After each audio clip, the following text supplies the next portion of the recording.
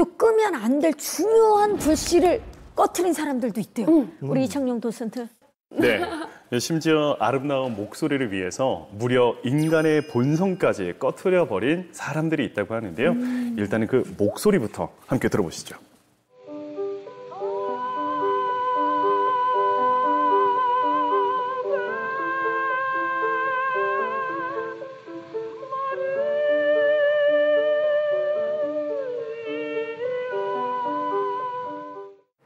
여러분들 딱 들어보셨을 때 이 목소리가 여자의 목소리 같나요? 아니면 남자의 목소리처럼 들리시나요? 중성적으로 들려요. 남자가 여자처럼 부르는 것 같은데. 중성적이에요. 질문이 딱 그런 대답을 그렇죠. 원하신 것 같아요. 약간 좀 중성적이기는 하지만 남자가 여자의 목소리를 흉내내는 듯한 그런 느낌처럼 들리잖아요.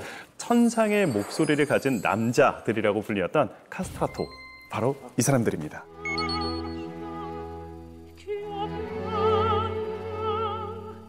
우리 당시 16세기부터 18세기경 이때 교회에서는 여성이 노래를 부르는 것 자체가 금기되었다라고 합니다.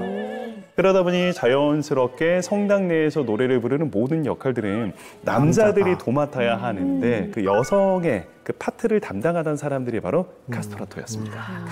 이 사람들은 이제 성당뿐만 아니라 오페라 무대 위에도 나서서 이제 노래를 부르기 시작하는데 워낙 인기가 좋다 보니까 뭐 유럽 순회 공연도 다녔었다라고 했고요. 막대한 명예와 부까지 얻었었다라고 하는데 여기서 궁금한 점은 음역대가 다르잖아요. 그렇죠. 완전 다르죠. 남자들이 소화할 수 있는 그 키가 아니잖아요. 그럼요. 어렸을 땐 되는데.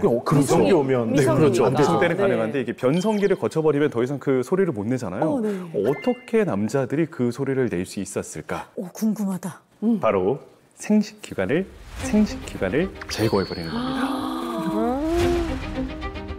아니 근데 자기가 원해서 그렇게 하는 거예요? 아니면 원치 않았는데 그렇게 되는 거예요? 이게 문제가 대부분은 원치 않았던 것 같아요. 그쵸. 왜냐하면 보통 시술은 8살에서 12살 사이에 받았다라고 해요. 그러니까 어린 나이잖아요. 자기가 그 원한 건 아니겠다. 본인의 의지로 하지는 않았을 것 같아요. 빌리포 발라트리라고 하는 남자의 자서전을 보시면은요, 이런 이야기가 남겨져 있어요. 제 목소리는 타고난 노래 솜씨를 지녔다라는 평가를 받아왔습니다. 이런 이유로 아버지의 친구들은 컷컷을 추진했습니다. 컷컷이 바로 거세를 얘기하는 거예요? 마침내 아버지는 동의하셨습니다. 부모가 시킨 거네요. 그렇죠. 고환 자체를 제거하는 시술이었어요. 그런데 문제는 그때 당시에는 그 외과 시술이 제대로 이렇게 준비되어 있었던 상황도 아니었었잖아요. 전염되고. 그러다 보니 수술을 받는 과정에 죽는 아이들이 태반이었을 그럴 것 테고 같아요. 성공을 하고 난 이후에도 각종 이제 질병을 안고 살아야만 했었다라고 해요. 매년 4,000명에 가까운 소년들이 이 시술을 받았다라고 하는데 성공을 하고 난 이후에는 이런 또 후유증을 앓기도 한다라고 합니다. 지금 보시면 양 옆에 등장하는 인물이 바로 카스트라토입니다. 키가 너무 큰데요? 그렇죠. 그러게요. 카스트라토의 굉장히 흔한 후유증 가운데 하나라고 해요. 일단 거세를 당하다 보니까 남성 호르몬이 나오지를 않는 겁니다. 이게 부족한 거예요. 그러다 보니 뼈가 단단해지지 못하고 이게 길어지기만 하는 거죠. 그러다 보니까 키가 너무 커지는 거예요. 더군다나 여성들이 폐경 이후에 걷게 되는 그 수많은 후유증, 그런 증상들을 함께 얻었다라고 해요. 아픈 삶이었네요. 너무나 아이러니한 게 사실 사람들은 이 카스트라토 목소리를 들으면서 얼마나 행복했고 또 아름답다고 느꼈을 거예요. 노래를 잘하면 뭐예요? 그 후에 후손들도 없었을 거 아니에요. 그렇죠. 네. 자손 없죠. 아니 오늘 잠깐만 저희가 불 끄는 이야기를 하고 있는데 화를 가라앉혀야 되는데 이렇게 자꾸 우울하게 정말 너무 화가 나는데요. 얘기를 들으면 들을수록. 자, 이 불 얘기를 해서 그런지 오늘 유난히 뜨거운 이야기들이 계속되고 있는데요. 자, 이 열기를 계속 이어서 이번에는 음악계 역사가 바뀔 뻔한 불이 있었다면서요, 셰프님? 네, 이 불을 못 껐다면 예술계에 정말 큰 손실이 있을 뻔했습니다. 먼저 이 불에 도화선이 된 것부터 보시죠. 술인데요? 와인. 알코올? 네, 즐거울 땐 즐거워서, 화날 때는 화가 나서 마시는 한 잔, 바로 술인데요. 그런데 18세기, 19세기 유럽에서는 이 술에 좀 특별한 걸 탔습니다. 바로 아세트산 납이라는 건데요. 납? 네, 이름에서 알 수 있듯이 납입니다. 그런데 중금속이잖아요. 이걸 술, 특히 와인에 탔어요. 그러니까 이게 달달하거든요. 옛날에 설탕이 귀하잖아요. 그러니까 설탕보다 싼 납을 넣은 겁니다. 와. 이거 심지어 납설탕이라고 불렀는데, 그런데 이걸 물처럼 막 마신 사람이 있습니다. 그 주인공. 바로 이 음악의 주인공입니다.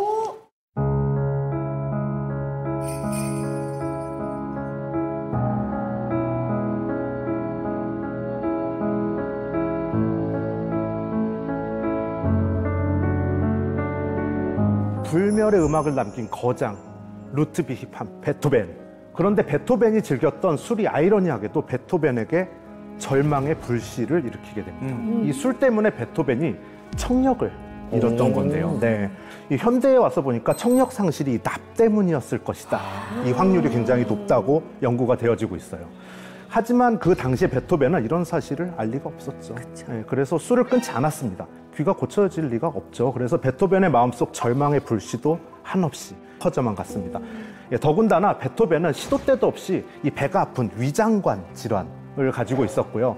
몸은 몸대로 말을 안 듣지, 또 귀는 귀대로 점점 계속 안 들리지. 그야말로 삶 자체가 절망이라는 불씨로 뒤덮이게 됩니다. 그래서 죽음까지 생각하게 된 겁니다. 그런데 죽음을 결심하고 나니까 베토벤의 마음이 갑자기 변하기 시작해요. 잠깐 이대로 죽기엔 좀 아까운데? 네, 그런 생각이 들었던 거죠. 결국 베토벤은 절망의 불씨를 꺼버리기 시작합니다. 안 들리기 시작한 귀를 대신한 기발한 방법을 생각해내요. 입에다 막대기를 물고 피아노에 가까이 가져간 거죠. 음파의 진동을 느끼려고 노력을 한 거죠. 천재다, 천재. 그러면서 작곡을 계속해서 이어나갑니다. 그래서 마침내 1808년 아주 위대한 곡을 탄생시키게 됩니다. 와. 진짜 운명이네요. 운명 같은 곡이다.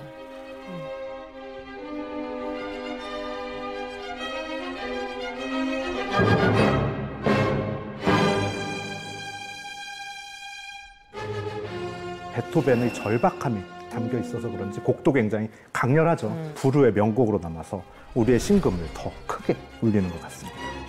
진짜 대단하시기도 하지만 정말 참 다행이다라는 생각도 네. 드는 게, 만약에 그때 진짜 절망을 꺼뜨리지 못하고 죽음을 선택했다면 우리는 이런 명작을 대단한 후손들은 작품들을 절대 만날 수 없었던 거죠.